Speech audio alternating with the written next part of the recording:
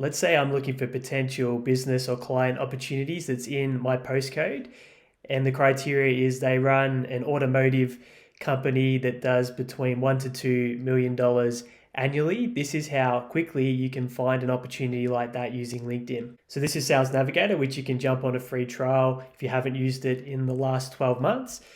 If I go to account filters and I plug in my postal code, I add in my industry, I add in my revenue, 1 to 2 million annually. I've got one result, click search, then I can click on view all employees, and then I've got the director here of this business, and I found my laser targeted opportunity using LinkedIn. If you wanted to find more opportunities, you could adjust the criteria, expand the geography, change the revenue amounts, etc., and get a bigger list of targets. If you found this tutorial helpful, make sure you subscribe to catch more tips and tricks to grow your business using LinkedIn. And if you've got a question, put it in the comments below and we'll get back to you straight away.